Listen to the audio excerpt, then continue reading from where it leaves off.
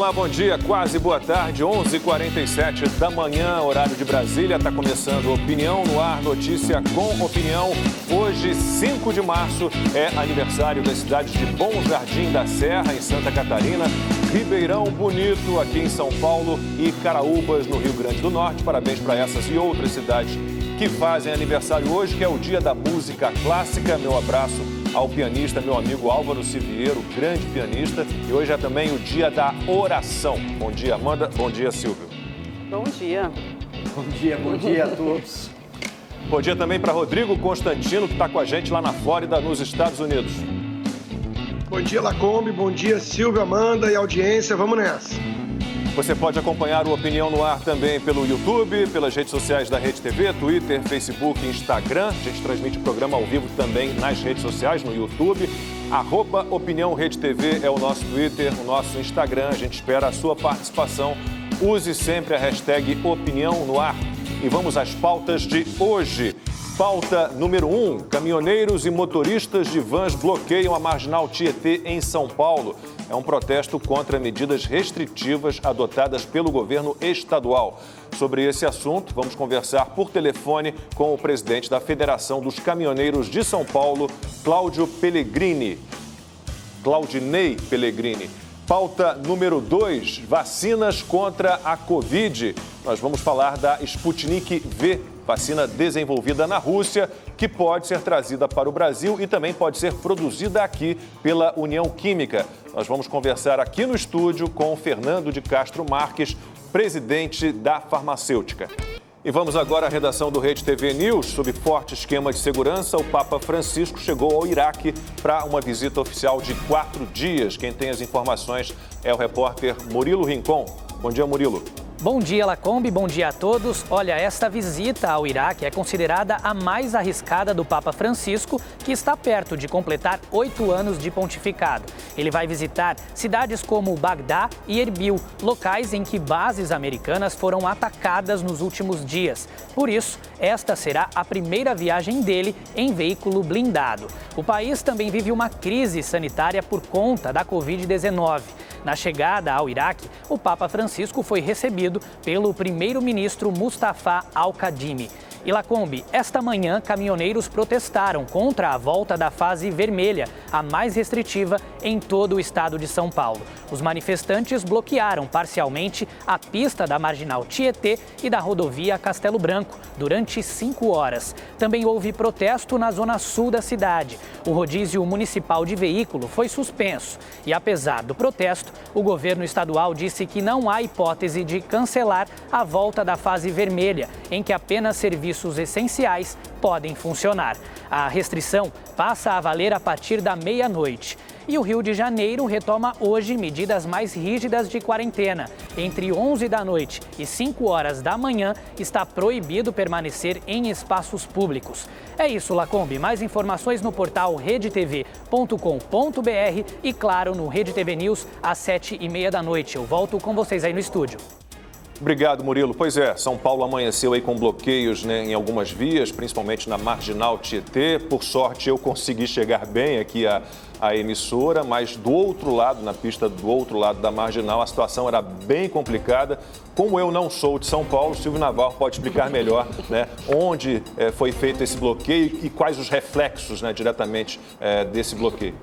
Lacombe, o bloqueio atinge ali a Marginal Tietê no sentido da rodovia Ayrton Senna, uma das mais importantes rodovias do país. Os caminhoneiros começaram isso bem cedo e evidentemente que isso foi se alastrando e produzindo reflexos em outras regiões da cidade, por exemplo, também na rodovia Castelo Branco. E a informação que a gente recebeu agora há pouco é que também alguns motoqueiros teriam se juntado a esses caminhoneiros com a possibilidade de também fechar faixas da Dutra. Em relação à Marginal Tietê, somente uma faixa pela manhã estava funcionando, o que não preciso nem dizer tamanho reflexo, mais de 45 quilômetros de congestionamento na cidade de São Paulo. Inclusive, a Prefeitura determinou a suspensão do rodízio municipal nessa sexta-feira, tanto no período da manhã como para o período da tarde. Esse protesto começou bem cedo, né? A gente vê aí pelas imagens, ainda são da madrugada, está ainda escuro, durou cerca de 5 horas, acho que a maior parte das vias já foi liberada agora, né?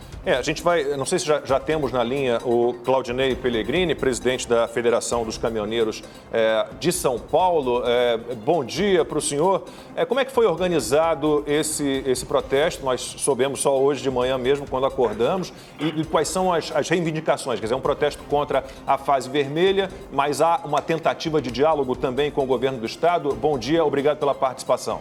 Bom dia, Lacombe, bom dia aos ouvintes. Veja bem, fase vermelha, fase laranja, isso é um absurdo. Nós sabemos da importância de ter algum isolamento, mas o que o governador do estado está fazendo com São Paulo é um absurdo. Famílias estão perdendo empregos, famílias não têm mais o que comer, famílias não têm condição mais de pagar as suas dívidas, as famílias estão passando fome e o governo do estado está pouco preocupado com isso. Por que o governo não manteve os hospitais de campanha abertos? Simplesmente foram desviados milhões e milhões para a montagem desses hospitais, foi desmontado, foram abandonados e agora eles alegam que não tem condições e não tem leitos mais para receber esse pessoal que está, infelizmente, com Covid. Isso é um absurdo que está acontecendo dentro do nosso estado, Lacombe. Amanda. Claudinei, as internações aumentaram. Amanda, seja muito bem-vindo.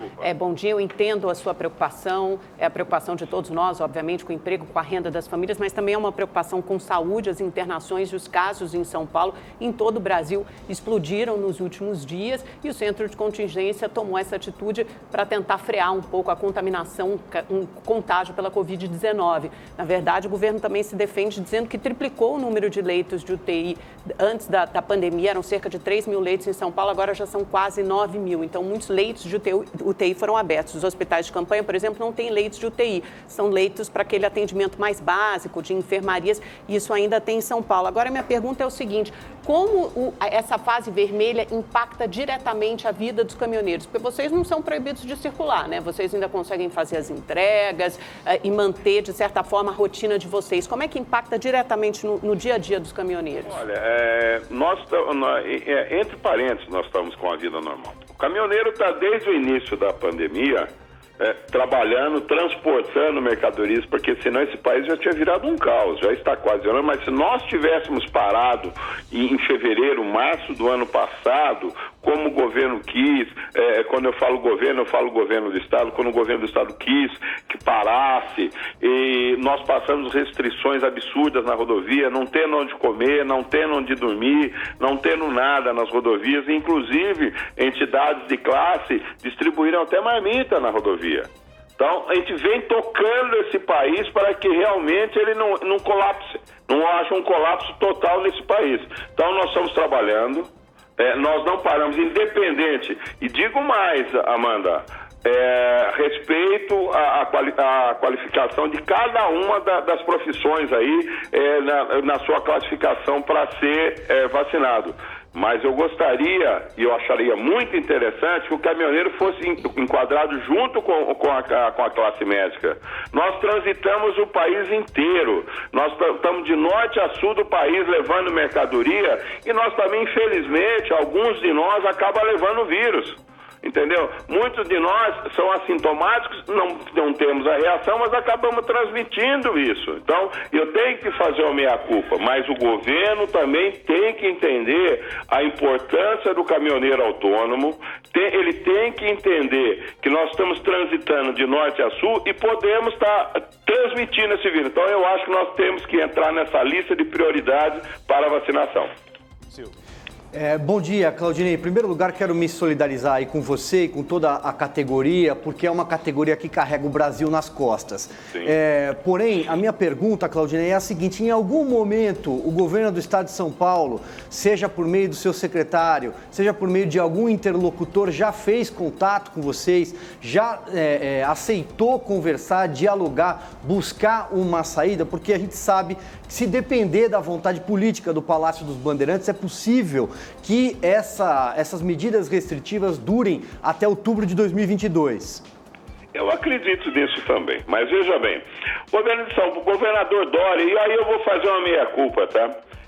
Eu votei no Dória e nunca mais voto em Dória. Tá?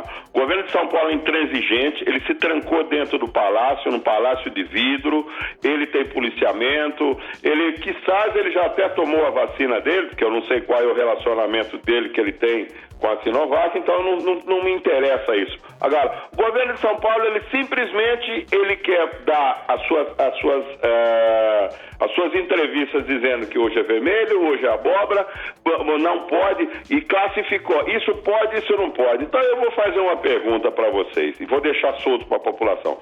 Ele só liberou algumas coisas essenciais, alguns comércios essenciais, por aí. Eu vou fazer uma pergunta. O pedágio é essencial e é um risco.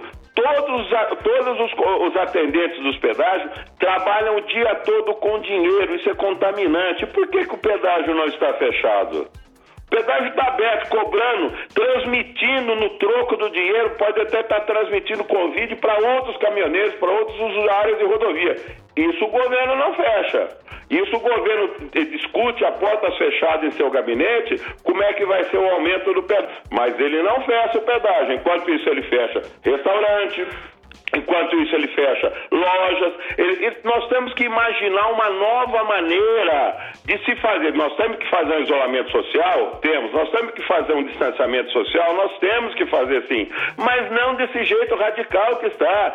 Se lá atrás, em fevereiro do ano passado, que já se tinha notícia dessa Covid, por que não se desistiu de fazer o carnaval? Não, o carnaval não tem problema. O carnaval do ano passado não existia Covid. Então nós estamos pagando um preço do ano passado. Nós tínhamos que ter dosado isso mês a mês, para que nós não estivéssemos com essa crise hoje. Mas o governo não quer. O governo Dória, ele simplesmente acha que ele tem que introduzir a vacina Sinovac a todo custo aqui, porque nós não sabemos o que ele está ganhando desses laboratórios. Rodrigo Constantino. Bom dia, Claudinei. Pois é, eu quero perguntar para você sobre a politização dessa pandemia e a postura de parte da imprensa. Sim. Tem um site com uma pegada mais sensacionalista e anti-governo que dá a seguinte chamada hoje, o vírus dos caminhoneiros, e chama vocês da seguinte forma, marginal interditada por marginais, e associa vocês ao bolsonarismo. Eu queria que você rebatesse isso. Não, mas é simples. Olha só, nós somos marginais, né? Nós somos os marginais que levam o arroz até o supermercado. Nós somos os marginais que levam a roupa até os centros atacadistas. Nós somos os marginais que transportam o combustível e levam tudo para a população, porque se esses marginais, que esse cidadão, eu gostaria de me referir a ele de outra forma, mas eu vou ser bem educado, vou chamá-lo de cidadão. Independente dos caminhoneiros ou parte deles ser bolsonarista ou não, nós somos brasileiros. E a partir do momento que essa esquerda tonta parar de querer continuar com a campanha, porque nós somos brasileiros, então estão batendo no presidente dia e noite, isso não é necessário. Nós precisamos fazer com que o nosso país, antes de ser bolsonarista, eu sou brasileiro, eu quero ver o meu país ir para frente, eu quero ver o meu país progredir, eu quero que gere emprego, eu quero que gere divisas, eu quero que lá fora o nosso país seja respeitado. Em vez disso, não. Essa imprensa, me desculpe, parte da imprensa vermelha aí, fica dia e noite denegrindo não só a imagem do presidente. Quando ela denigra a imagem do presidente, ela está denegrindo a imagem do nosso país junto. Em vez deles divulgarem os pontos bons do país, não, as coisas que o país está tendo superávit de produção de soja, superávit de produção agrícola, não, eles querem simplesmente dizer que o país está acabando, que o presidente é isso, que o presidente é aquilo. Por que eles não dizem o que acontece nos estados que são governados pela esquerda? Então é uma coisa difícil a gente começar a falar nisso e não entrar na parte política. Então vejam bem, quem nos chama de marginais provavelmente esquece que até o desodorante e a pasta de dente que esse cidadão usa é transportado por caminhoneiro, porque trem não chega até o supermercado, avião não chega até o supermercado. Somos nós que transportamos 75% de toda a mercadoria vendida nesse país e que abastece, inclusive, essas pessoas que chamam o caminhoneiro de marginal. Pois é, Claudinei, a quem os caminhoneiros vão entregar produtos, né, se a gente tem um comércio praticamente todo fechado? Então, já existe algum cálculo de quanto, assim, 2 semanas de fechamento de comércio, lojas, shopping centers, restaurantes, bares, de quanto isso representa de prejuízo, de queda na procura por frete, por exemplo? Olha bem, nós temos uma pesquisa que diz que 45% está aqui na minha frente. 45% das entregas nossas são em lojas e supermercados, tá? Então, o resto é em grandes atacados e centros logísticos, que são, na sua maioria, no entorno de São Paulo. Então, nós vamos ter uma queda em torno de 45% a 50% dos fretes efetuados por esses caminhoneiros. E vou dizer mais. Não só nós ainda vamos ter isso que nós transportamos o país, tá? Nós viajamos para o país todo. Mas esse pessoal que está aí na Marginal Tietê, na Marginal Pinheiros aí, fazendo protesto com esses VUC, com essas Fiorinos, esses daí tem 100% das entregas dele parado. Porque nós chegamos com carretas com 27, com 37 mil quilos nos centros de logística, encostamos ali, descarregamos. Aí quem é que vai fazer a entrega no centro de São Paulo, nas lojas em São Paulo, no centro expandido de São Paulo? São esses pequenos caminhões que estão aí na Marginal, que estão perdendo, não são pais de família que não vão ter como levar o sustento para sua família, não vão ter como honrar as suas prestações, você sabe? Então o que acontece? Aí sim vem esse jornalista e nos chama de marginais. Ele pode ser que no final do mês, no dia 10 ou no dia 20, o salário dele cai. O nosso não tem isso. Se nós não transportarmos, nós não recebemos, nós não temos como pagar as nossas obrigações. E aí vem, vocês me perdoem a palavra, vem um estúpido desse e nos chama de marginais. Não sei que tipo de representação ou de divulgação que a federação, que hoje é composta por 18 sindicatos e tem 245 mil caminhoneiros filiados nela, nós vamos divulgar o nome desse tão esperto jornalista que nos chama de marginais. Amanda. Claudinei, a gente sabe que o governo federal assinou um decreto, o presidente Bolsonaro assinou um decreto há poucos dias que zerou os impostos federais por 2 meses sobre o diesel, que afeta, obviamente, era uma demanda da categoria de vocês e afeta diretamente os caminhoneiros. Sim. O que vocês têm? Vocês têm expectativa de que o preço do combustível caia quanto nas bombas, e os caminhoneiros estão mobilizados ainda em torno dessa pauta? A gente sabe que é muito difícil reduzir o preço dos combustíveis, né? Esbarra em várias barreiras, em vários entraves. Olha bem, a partir do dia 2 à meia-noite, PIS e COFINS não deveria ser cobrado mais o combustível, né? Só que eu tenho aqui notas fiscais, cupons de abastecimento de filiados nossos que mandaram, inclusive nós estamos acionando o departamento jurídico para isso, com que continua cobrando o PIS e COFINS em cima disso. Em cima do combustível. Então, se não era para cobrar, se o decreto começou a valer a partir do dia 2 à meia-noite, no dia 2, 1h da manhã já não poderia mais estar, ou meia-noite e 1 já não poderia mais estar sendo cobrado. Está sendo cobrado o PIS e COFINS. Entendeu? Aí qual é a desculpa, qual é a argumentação dos proprietários e gerentes de postos? Não, essa carga ainda está com o imposto em cima. A próxima carga que vier, nós já não vamos cobrar mais. Mas quando vai chegar essa próxima carga? Só eles sabem. Entendeu? Então, é complicado. Quando você joga tudo isso no moinho, quem acaba ficando com o pó é o caminhoneiro. Nós pagamos um pedágio hoje absurdo de caro em São Paulo. Quando nós temos uma redução de PIS e COFINS, os donos de postos de combustível estão alegando que é na próxima carga, e você nunca vê essa próxima carga chegar. Nós temos o governador do estado que de forma nenhuma tenta discutir ou nos chamar para tentar resolver esse problema do ICMS, porque ele diz que ele não pode, porque ele perdeu receita. Ele perdeu receita porque ele, em vez de escalonar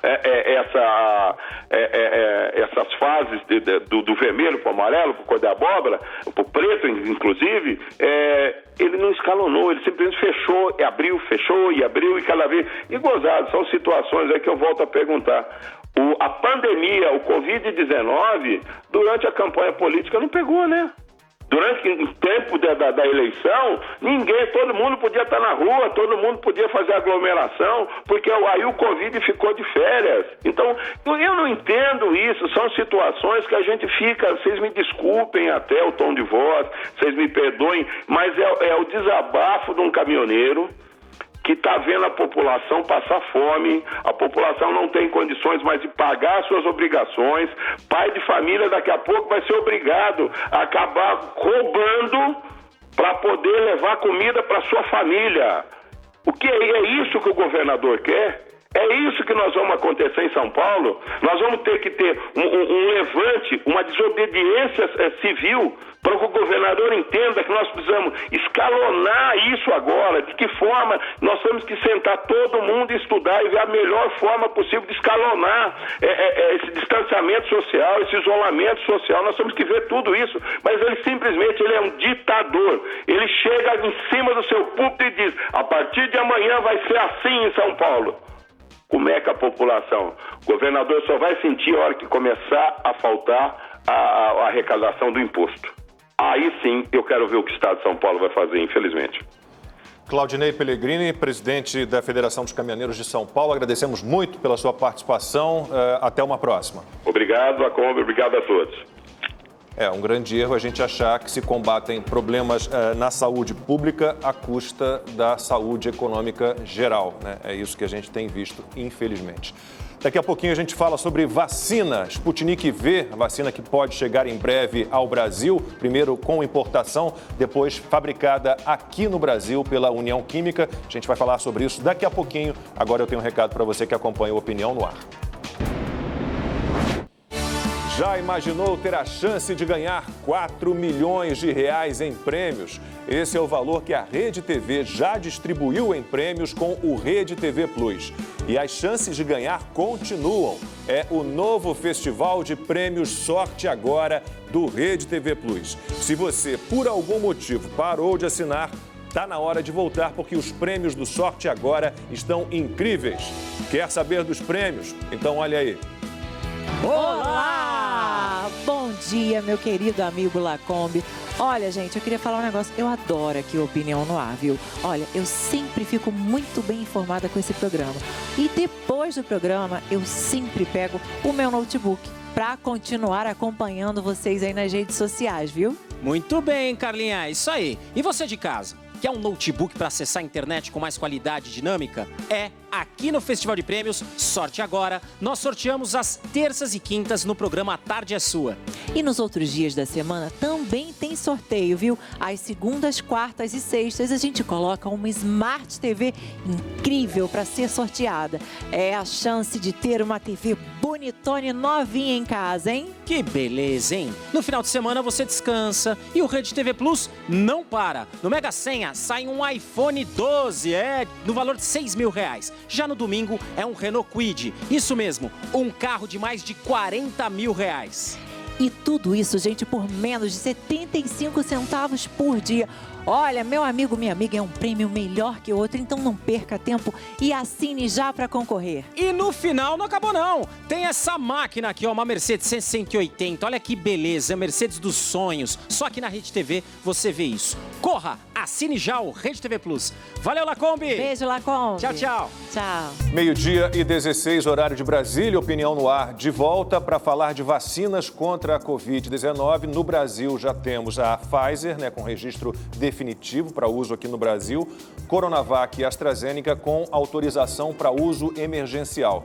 E em breve deve chegar então a Sputnik V, a vacina russa, que será importada primeiro pela União Química e depois fabricada pela farmacêutica aqui no Brasil. Então a gente conversa agora com Fernando de Castro Marques, presidente da União Química, a quem agradeço pela participação. Uma boa tarde ao senhor. Boa tarde. Como é que está o processo de licença, o processo junto à Anvisa? Está andando?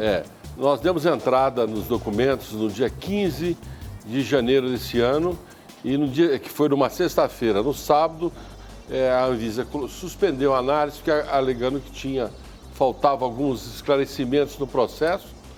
E desde então nós estamos tendo reuniões periódicas com Moscou para conseguir essas informações para tirar a autorização da importação e produção da Sputnik no Brasil. Mas é para uso emergencial ou registro definitivo já? É para uso emergencial, porque a Anvisa exige que para tirar o registro definitivo precisa fazer a fase 3 aqui no país. E nós também estamos discutindo essa fase 3, uma vez que a população já está sendo vacinada. Então surgiu algumas complexidades para executar essa fase 3 nesse momento e que isso está sendo resolvido também nos próximos dias. Amanda. Fernando, nesta manhã aconteceu, talvez já tenha até acontecido, uma reunião da Anvisa com representantes russos, né, da Sputnik V. O que vocês esperam dessa reunião? Avanços na negociação? O que exatamente vocês... Para que serve essa reunião? Veja bem, nós estamos falando com os russos e falando com a Anvisa. E aí procuramos abrir, e eles abriram um canal de falar também diretamente com a Anvisa para tentar entender as dúvidas para poder conceder essa emergencial. Para mim é muito triste saber que nós perdemos em janeiro da oferta russa. Perdemos porque foram alocados para outros países, né? Nós tínhamos um compromisso de 800 mil vacinas em janeiro, 2 milhões em fevereiro e 6 milhões e 200 agora para março. Com os outros países aprovando, isso foi alocado para outros países, para o México, a Hungria, enfim, ninguém está com vacina na prateleira esperando o cliente. O mundo todo está vivendo essa pandemia e precisa de uma vacina como a Sputnik, que tem quase 92% de eficácia. E outra, que está sendo usada hoje em mais de 30 países, inclusive na Hungria, que está dentro da comunidade europeia, e aqui nossa vizinha Argentina e Paraguai. E sem nenhum relato de algum efeito adverso relevante. Quer dizer, então, a vacina já está sendo usada pelo mundo. E nós perdemos aí essa oportunidade de salvar muitas vidas. Eu estou torcendo para que isso se esclareça o quanto antes, para que venha essas emergenciais para cá, até a nossa produção começar em abril, maio, e a gente passar a ter a produção local no Brasil, não só no fracionamento da vacina, como da produção do IFA em território brasileiro. Fernando, vou então pegar esse gancho que você deixou. É evidente que há muita expectativa para a chegada dessa vacina, 91,6% de eficácia, né, segundo a Lancet. Vamos falar de números. A partir do momento que a Anvisa conceder a autorização, quanto tempo leva para a Gamaleya mandar material, os componentes para cá, a gente começar a produzir isso aqui no Brasil? Quantas doses podem ser produzidas e quantas doses as pessoas vão ter que tomar dessa vacina? Então, nós temos isso que eu estou falando, nós temos um compromisso do Fundo Russo Soberano de fornecer 10 milhões de unidades na emergencial. Isso num espaço de tempo maior. Agora está empurrando para frente, evidente. Agora, março, se autorizar, já vem vacina, e abril, até maio, completando esses 10 milhões. E a nossa produção, a partir de abril, já temos condições de produzir aqui no Brasil. Então, é importante que a nossa fábrica lá de Guarulhos, ela está sendo inovada, está sendo inspecionada agora na próxima semana. Nós já tínhamos uma área de biológico lá que estava desativada, ativamos, revalidamos tudo, preparando completamente para poder receber numa primeira etapa, o IFA da Rússia e começar a fracionar, enquanto a nossa produção não entra numa maior escala lá em Brasília, na BTEC. A Sputnik, só para concluir, são 2 doses também? São 2 vacinas, uma de um adenovírus e outra 21 dias após. Rodrigo Constantino. Fernando, boa tarde. Existe um problema de vacina, de falta de vacina no mundo todo. Hoje mesmo tem uma notícia de que na Europa a vacinação está lenta, a OMS está reconhecendo que as infecções aumentaram, a Áustria e a Dinamarca estão se unindo com Israel para tentar acelerar a produção de vacinas para a Europa. Então é um problema mundial, não é um problema específico no Brasil. Surge um dilema, né, que é a pressa, ao mesmo tempo que os órgãos competentes, as autarquias como a Anvisa, precisam, obviamente, tentar proteger a população, a questão da segurança. A Pfizer mesmo, o governo brasileiro estava esperando, porque o acordo era muito leonino, tinha lá aquelas cláusulas de responsabilidade, de waiver. Como é que fica isso em relação à vacina russa, né, a Sputnik? E por que não fazer a fase 3 no Brasil? É muito caro, é muito lento. Por que não fazer isso para ter logo o registro definitivo no país? A fase 3, veja bem, só que foram duas empresas que fizeram no Brasil até agora, quer dizer. Então são as 2 vacinas que estão aí. A de Oxford, que vem na realidade, da Índia, e a Coronavac, que vem também vem da China. Foram vacinas que fizeram primeiro. Agora, as outras, para se tirar o registro definitivo, precisa fazer a fase 3 no Brasil. E nós estamos lá com o protocolo sendo ajustados, com 3 grupos aí, o Einstein, o grupo DOR e um outro grupo, para ser feito a fase 3 no Brasil, para a gente ter o registro definitivo aqui da Sputnik no território brasileiro. Doutor Fernando, havia algumas reclamações sobre vacinas que não teriam sido testadas no grupo principal, no grupo prioritário, que são os idosos. No caso da Sputnik, esse grupo está contemplado nos testes? Está contemplado. A Rússia fez a fase 3, que foi auditada e acompanhada pela The Lancet, em 12 mil pacientes, depois mais 28 mil, em 40 mil pacientes, de todas as idades. Então, é uma coisa muito séria, tanto é que a Hungria, que é da comunidade europeia, e a Argentina, que faz do PIX, que é as agências reguladoras de alto nível, como é o caso da Anvisa, elas aceitaram e estão utilizando. Quer dizer, essa morosidade, não vamos atribuir, existem culpas mútuas, eu acho que todo mundo tem um pouco de culpa. Mas o que nós temos que fazer é correr para resolver isso quanto antes. Não podemos perder tempo. Eu, como empresário, me fico muito agoniado em saber que cada dia que passa poderíamos estar salvando vidas com a aplicação de mais vacina e a vacina ainda não veio. Entendeu? Então, esse é um drama muito sério. Fernando, mas algumas agências internacionais bastante renomadas, né, como o próprio FDA nos Estados Unidos ou a Agência Europeia também de Medicamentos, ainda não validaram, né, reconheceram, não registraram a Sputnik V, né? Por que isso? O FDA, os Estados Unidos, com os contratos que fez trilionários com a Pfizer, achou que não teria um problema de abastecimento, achou que conseguiria vacinar a população rapidamente, e trancou para a Pfizer também não mandar vacina para fora, primeiro a população americana. Então, a comunidade europeia, que está tendo dificuldade de abastecimento também com a vacina de Oxford, então eu acho que a própria, agora, a Rússia entrou com um pedido de registro junto à comunidade europeia, essa semana. Uhum. Então, acho que aí fica consolidado o talvez que é isso facilite, né, as tratativas também, principalmente se uma agência reconhecida assim, dessa forma registre. Eu acho que todo o rigor da Anvisa é importante, mas a pandemia não espera. As pessoas estão morrendo e as pessoas precisam ser vacinadas, quer dizer. Eu passei pela Covid em março do ano passado, graças a Deus, eu não tive problema nenhum.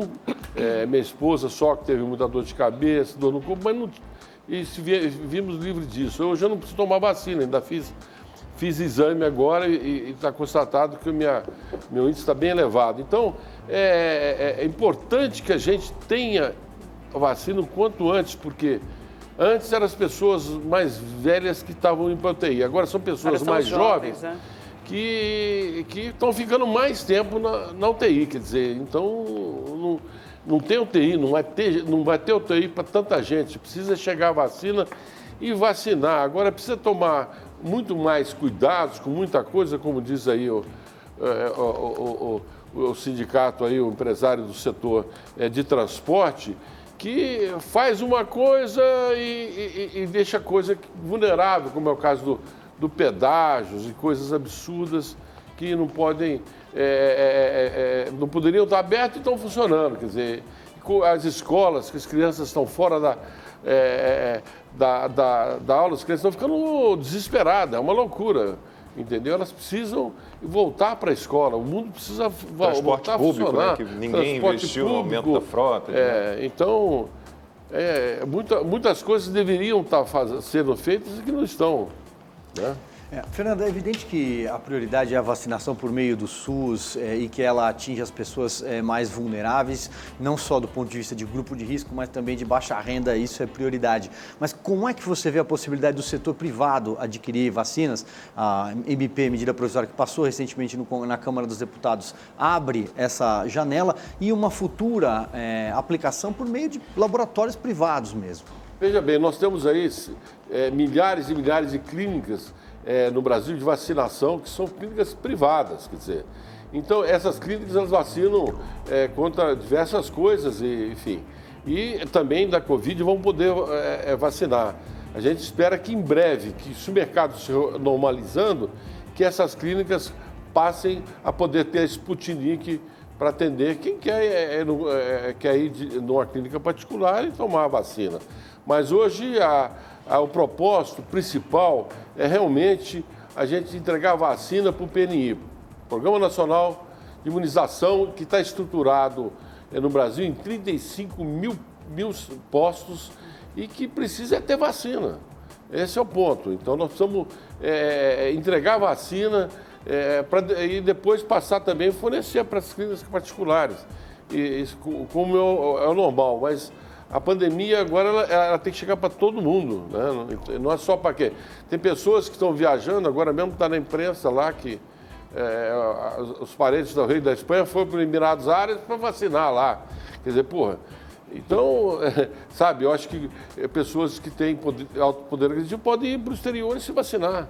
Então, eu acho que isso aí é um absurdo. Nós temos que ter vacina para todo mundo e o Brasil está disposto. O presidente disse que se tiver vacina ele vai comprar.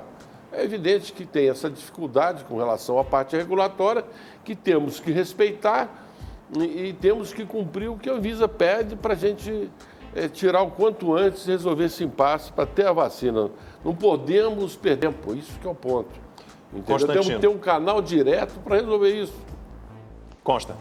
Fernando, o senhor mesmo disse que já teve, né, e tem os anticorpos, fez um exame recente, teve há um tempo atrás. Como é que fica a questão da vacinação para quem já tem anticorpos, já contraiu a doença? E como é que fica também essa questão das mutações que nós estamos vendo? O que a gente está vendo é que... Primeiro eu fiz o exame agora na semana passada e eu estou com minha situação bastante confortável com relação de não precisar... não ter perigo de me contagiar. Agora, existem pessoas que já tiveram, que hoje estão com uma taxa muito baixa, que seria necessário ser vacinado. Então, isso é uma coisa que vai acontecer. Eu acho que vai ter que ter... Eu acho que essa doença, lamentavelmente, ela veio para ficar. Eu vacinei e não preciso vacinar mais. Infelizmente, acho que a população vai ter que acompanhar isso para ver se precisa revacinar futuramente, né? Então, diferentemente de outras de outras situações que você tomou uma vacina e pôde dizer assim, eu estou vacinado, não tenho risco mais. Então, como no caso de viroses, é todo ano, né? Praticamente todo ano tem que renovar a vacinação. Mas a minha pergunta também vai numa linha assim, é seguro para quem teve a doença há pouco tempo? Porque nem todo mundo vai ficar fazendo exame, às vezes foi assintomático. Não tem problema tomar a vacina tendo os anticorpos altos. Isso não vai ter algum tipo de reação maior? A informação, não sou médico, mas a informação que eu tenho é que não tem problema. Entendeu? Depois era bom checar isso. O que os infectologistas dizem, né? Acho que não pode tomar enquanto você tiver sintomas da doença, mas depois... Até mesmo porque quem tomou uma vacina que só tem 50% de efetividade, está com 50% de possibilidade. Se puder tomar uma que tem 92%, vai estar mais segura, né? Dr. Anthony Wong, que infelizmente nos deixou, ele dizia que era perigoso. Alguém que já tivesse sido contaminado, tivesse tido a Covid-19, tomar a vacina. Ele alertava para isso, dizia que seria obrigatório a testagem de todo mundo antes de se vacinar. Mas é uma discussão que acabou ficando... como a gente não sabe também o tempo, né, de quanto tempo uma pessoa fica imune, né, como o senhor que teve a doença ou alguém que tomou a vacina, quanto cada imunizante pode nos proteger, durante quanto tempo, isso está em aberto ainda, né? Gente, as recomendações estão todas, acho que na página do Ministério da Saúde, né? Não, mas não há ainda, ninguém consegue dizer exatamente. A Sputnik você vai ter que vacinar todo ano de tantos meses. Não, isso sim, porque a gente não sabe nem quanto dura a imunidade, isso é um pressuposto, né? Nem a natural, nem a provocada pela vacina. Uma informação que eu acho que vale a pena relatar aqui. A venda de produtos de xarope para tosse e antigripais caiu muito em função de máscara. Asepsia nas mãos. Claro. É uma prova de que essas medidas funcionam. Que ajuda. Sim, claro. Quer dizer, eu acho que cada um que puder lavar a mão várias vezes no dia, que puder passar o álcool, que puder manter a máscara, o risco de contágio é menor, né? Doutor Fernando, já há negociações, conversas da União Química com prefeitos e governadores. Quais prefeitos, de que regiões, quais governadores já demonstraram interesse em comprar a Sputnik V? Nós fomos procurados pelo governador do Rio Grande do Sul, doutor Eduardo, nos visitou, deixou uma carta de intenção. O prefeito de Guarulhos, a mesma coisa. O prefeito de Uberlândia também. Diversos prefeitos estão nos mandando carta, estão ligando atrás da vacina. Mas é aquilo que o presidente Bolsonaro falou. Onde tiver vacina, o governo federal vai comprar. Precisamos de vacina. Então, nós vamos liberar a Sputnik para poder atender, porque isso, chegando na mão chegando no depósito aqui do Ministério da Saúde em Guarulhos, isso vai ser distribuído rapidamente. Porque o problema hoje é que não tem nada lá no depósito, não tem vacina, está todo mundo esperando chegar a vacina. Também não teve planejamento, né, Fernando? Porque o governo federal, por exemplo, a da Pfizer já podia ter comprado desde o semestre passado, só foi fechar um contrato de intenção de compra agora, justamente depois que os estados e municípios começaram a se mobilizar e formar consórcios para comprar essas vacinas também, né? Tinha a questão da responsabilização, né? Que eu ia falar. Tinha a questão da responsabilização. É verdade. Como nos contratos Pfizer, com todos os outros países. A Pfizer chegou a fazer chantagem com alguns países da América do Sul, querendo garantias, né, bens públicos, prédios públicos, como garantias, depósito de $1 bilhão, só ser processada por possíveis efeitos adversos nos Estados Unidos. Aí complica uma negociação. Foi facilmente resolvido com um projeto de lei que foi votado agora, mas poderia muito bem ter sido votado para dar todo o arcabouço de segurança jurídica no ano passado. O que faltou foi planejamento. Mas a minha pergunta não é nem essa. Fernando, com estados e municípios, né, atrás também da vacina da Sputnik, aí a gente vê que às vezes é até uma competição, uma concorrência. Quem vai ficar com essas doses? É o governo federal que tem prioridade? É o governo federal que deve fechar um contrato com vocês, ou esse consórcio de estados e municípios também pode fechar outro contrato paralelamente? Essa emergencial a gente está negociando para ir diretamente para o PNI. A nossa produção começando agora em abril, a gente vai poder, uma vez liberado pela Anvisa, começar também a atender diretamente. Não estamos proibidos de atender, uma vez que se tirar o registro definitivo. Toda vacina que tem um registro definitivo já pode ser vendida para para os municípios e até mesmo para as clínicas. Precisa ter a vacina. Entende? Hoje não tem vacina em lugar nenhum do mundo. Entendeu? Então nós temos que correr para produzir vacina. Isso para poder atender esse mercado. Fernando, fazer uma pergunta aqui. Eu não sei até que ponto existe cláusula de sigilo e até onde é possível falar ou não, mas a vacina, a Sputnik, ela é, vamos dizer assim, mais barata, a gente pode falar isso? Ela tem um preço competitivo em relação às demais vacinas? Pergunto isso porque há, inclusive, também uma série de questionamentos sobre algumas das vacinas adquiridas por governantes brasileiros em relação ao alto custo delas. Os laboratórios oficiais que importam a vacina, que é o caso aí do Instituto Butantan, e que vai produzir a vacina, que importa a vacina, é o caso lá da Fiocruz, que importa a vacina, vai produzir a vacina. Eles têm um convênio que eles fazem com o Ministério da Saúde e eles recebem repasse. Então, de repente, o preço é mas outros custos estão sendo cobertos, entendeu? Então, essa estrutura é uma estrutura que existe e funciona há 70, 80 anos na mão do Estado. Agora, a gente não tem como saber nem controlar isso, entendeu? Mas o que eu quero, e isso aí é uma coisa que o governo federal que tem que tratar aí desse assunto. O que eu quero é entregar a vacina para o governo federal, para o governo estadual, para o governo municipal, para vacinar a população. E não quero cobrar um preço absurdo. O preço que a Rússia hoje está vendendo nos mercados é em torno de $10. Aí vende um frete que é um custo muito alto, porque tem que vir a baixa temperatura, menos 18. Então, carga, mas é em torno de 10, 11, 12 dólares posta aqui a vacina.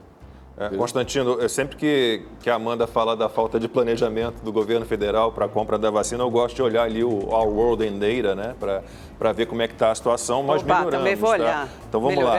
Em números absolutos, o Brasil hoje é o 6º, tá? Em número de doses, né, aplicadas na sua população, e em números proporcionais é o 16º. Então, realmente, estamos lentos em relação aos 5 que estão à frente da gente, né? Estamos bem em relação aos 200 que estão atrás da gente. E lentos em relação a nós mesmos, né? Porque nós temos capacidade de vacinar muito mais, 1 milhão de doses por dia. Mas tendo vacina, né? Tendo vacina, claro, a gente tem capacidade de vacinar. Falta vacina, eu mencionei no início, né, que a Áustria e a Dinamarca, que são países ricos, desenvolvidos, estão tendo que apelar para Israel para poder dar um plus aí na produção de vacina para distribuir na Europa, né? Agora, eu queria perguntar para o Fernando exatamente isso que ele falou agora, dos menos 18 graus, ele já começou a resposta. Como é que é a questão da logística e do armazenamento dessa vacina Sputnik para o Brasil? Tem que ter algum tipo de adaptação, porque a Pfizer, por exemplo, é menos 70 graus, isso era um empecilho também lá atrás. A Sputnik não apresenta nenhum tipo de desafio extra nesse quesito. Justamente, ela saindo do congelador, ela tem uma estabilidade, segundo os dados comprovados, de 90 dias em temperatura de geladeira. Quer dizer, então, ela é igual a vacina, a vacinas que estão sendo utilizadas aqui, até da AstraZeneca. É a mesma sistemática, entendeu? Mesma forma. Agora, realmente, a vacina da Pfizer tem esse inconveniente, além de ter um preço lá fora, coisa que 37, 38 dólares a dose, ainda tem essa dificuldade toda da administração, do armazenamento e da baixíssima temperatura que tem que ficar. Acho que agora em 2 semanas ela pode ser congelada a menos 15 graus, se não me engano. Tem uma temperatura... Tudo isso está sendo reavaliado porque tudo é muito novo. Quer dizer, ainda não se pode aplicar em criança, ainda não se pode aplicar em mulher grávida. Nenhuma delas. Então, sabe por quê? Isso só daqui a um tempo é que vai A Pfizer recomenda que a mulher não engravide após receber, inclusive, a vacina. Está na bula. É uma forma, se tiver problema, dela não ser responsabilizada. Se você pegar a bula da vacina russa, está lá, não aplicar em grávida. Se pegar a vacina daqui de São Paulo também, a mesma coisa. Porque esses grupos não foram testados, né? Não fizeram parte ali do grupo de voluntários. Se amanhã surge problema, é a vacina que vai pagar a conta. Estou falando em relação às variantes, a gente só ouve falar de variantes, né? Novas cepas do vírus. A Sputnik V, ela vai atuar independentemente de qual for o tipo do novo coronavírus? Olha, essas novas variantes, ainda se sabe muito pouco sobre elas. E falam que aqui do Brasil é o lugar que mais teve novas variantes, né? Até a gente tem dificuldade de conseguir essas novas variantes, talvez para mandá-la para Moscou para poder fazer uma avaliação com relação a isso. Então, se sabe muito pouco. A gente sabe que a Covid não é tradicional, a Covid que manda todo mundo, está mandando todo mundo para a UTI, ela tem essa eficácia de 91,6%. Então, a gente não tem informação sobre a eficácia de novas variantes que podem surgir, que estão surgindo aí. Nem com a nossa, nem com a da Pfizer, nem com a de Oxford. Tudo isso é muito novo. As vacinas já foram testadas, acho que principalmente para as variantes, né, da África do Sul e do Reino Unido. Elas são eficazes ainda, mas um pouco menos, né? Acho que tem uma eficácia um pouco reduzida em função dessas novas variantes, mas ainda funcionam. Nenhuma variante ainda escapou da vacina. A gente tem que evitar justamente que isso aconteça, né, Fernando? Agora, me fala um pouquinho da capacidade de produção de vocês, da União Química. Primeiro, então, vocês têm expectativa desses 10 milhões de doses, né? E depois vocês conseguem produzir o IFA aqui, que é um grande diferencial, né? Esse insumo farmacêutico, insumo das vacinas. A nossa fábrica aqui de Guarulhos, ela tem condição de fazer 8 milhões de unidades por mês. Então, isso é uma produção bem significativa, que num ano pode ser quase 100 milhões de doses. Então, isso é muito importante. A fábrica de Brasília do IFA, nós encomendamos reatores maiores que estão chegando também agora no mês de maio. Então, é tudo uma questão de escala, de ampliar a capacidade, tendo o domínio da tecnologia, ampliar a capacidade de produção. Isso é importante para continuar depois, né? Porque se a gente precisar de uma nova vacina por ano, a cada 2 anos, quer dizer, vocês conseguem manter... Não tenha dúvida. Se você vê lá o caso lá de Moscou, que estive lá no mês de janeiro, desse ano, com mais 7 executivos da companhia, foi desenvolvida lá na Gamaleya, que é um instituto de quase 140 anos, e que que tem o maior banco de cepas de bactérias do mundo. E eles desenvolveram a vacina Sputnik lá e passaram a produzir lá dentro da Gamaleya e depois passaram isso para outras fábricas da Rússia. Essas fábricas, sim, que têm escala maior para atender a população russa, que deve estar totalmente imunizada agora, que é uma população de 140 milhões, agora no mês de maio. Eles devem estar concluindo. Até mesmo porque lá também não é obrigatório, vacina quem quer. Não, espero que não seja aqui também.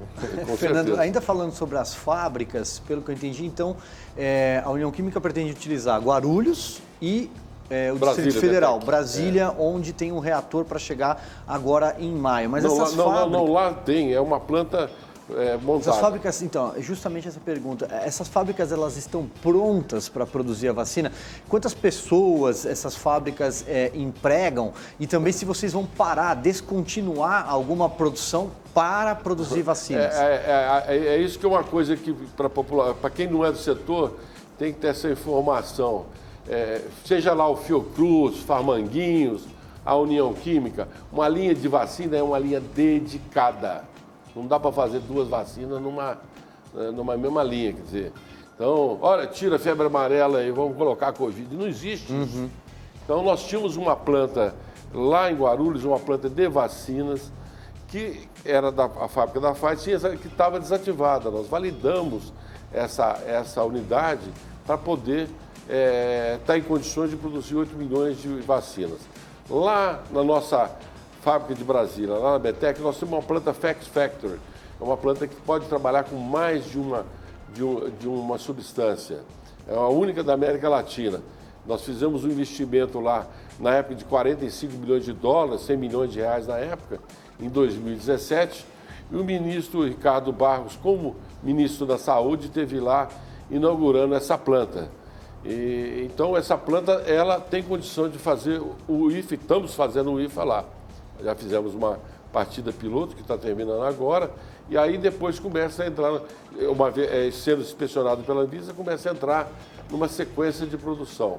E, evidente, estamos ampliando um reator maior para ter mais produção do IFA. Rodrigo Constantino. Fernando, eu quero ir por essa linha mais filosófica. Nós estamos vendo no meio dessa pandemia também muito sensacionalismo, criando essa falsa dicotomia de lucro ou vidas, né? E o senhor acabou de mencionar um investimento pesado que foi feito lá atrás.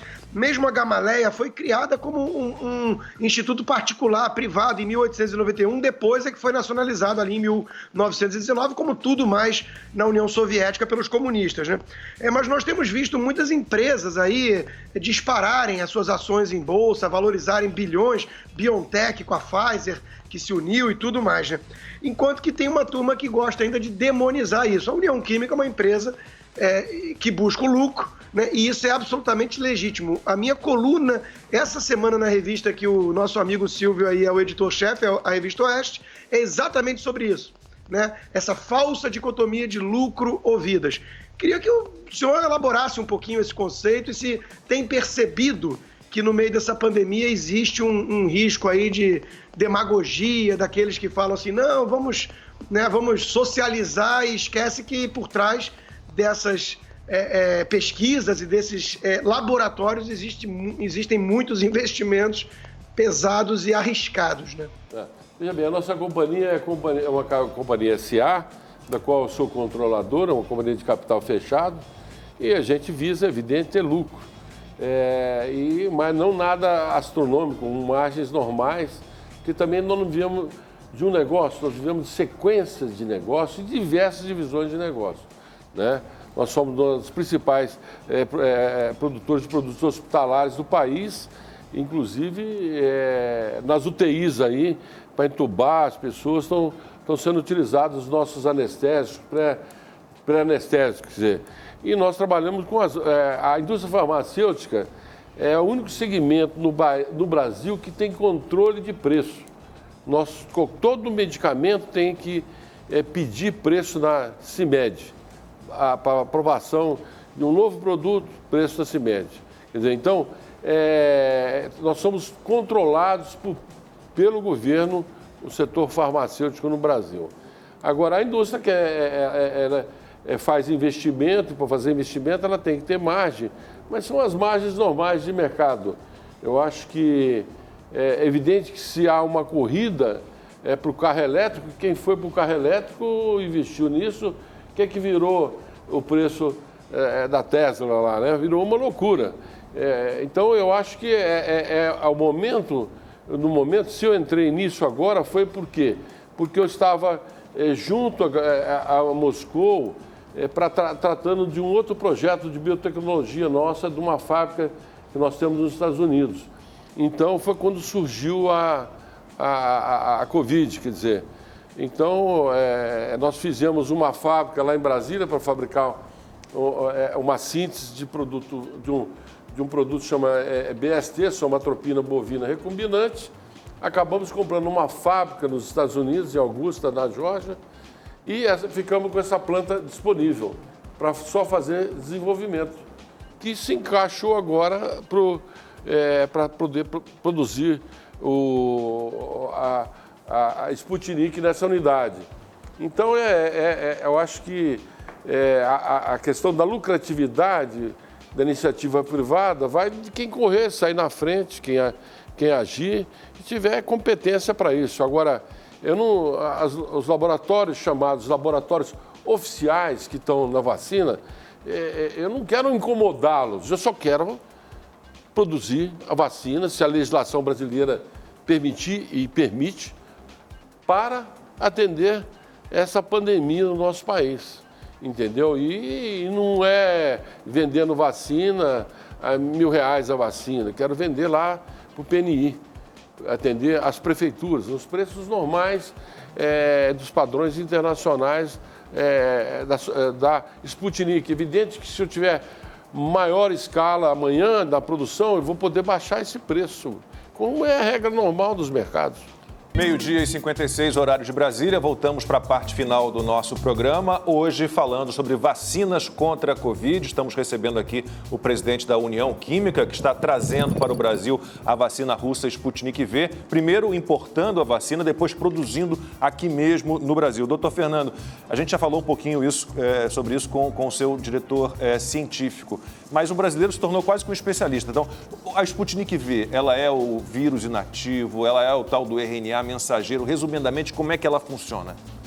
A vacina Sputnik, elas são duas aplicações semelhantes à de Oxford, só que ela tem uma cobertura maior. Então é do vírus inativo, né? Então é o que... mas é a parte científica, não sou a pessoa mais apropriada, que eu sou administrador. Mas não é o tal RNA mensageiro que muita gente ficou... Não é isso, não. Não, esse é o da Pfizer, que tem um registro definitivo. Esse é o da Pfizer, que é uma caixinha de surpresa para o futuro de que efeito colateral pode ter em função disso. Mas também pode abrir espaço para um monte de vacina nova, né? Doutor Fernando, então, para a gente encerrar, temos 30 segundos só. Quando é que teremos a Sputnik V no Brasil? Eu tô acreditando que agora, em março, nós consigamos resolver essa questão da emergencial para chegar esse primeiro embarque que Moscou está disponibilizando na emergencial. Vamos correr para atender o que for preciso. Hoje, a Anvisa já está falando direto com Moscou para tentar esclarecer qualquer dúvida com relação a isso. Então, março, abril, no máximo, a vacina chega ao Brasil. Exatamente, para somar as outras que já estão aí para poder cercar essa pandemia. Doutor Fernando, muitíssimo obrigado pela participação. Até uma próxima. Rodrigo, Amanda, Silvio, você que nos acompanhou, voltamos na segunda-feira. Bom fim de semana. Até lá.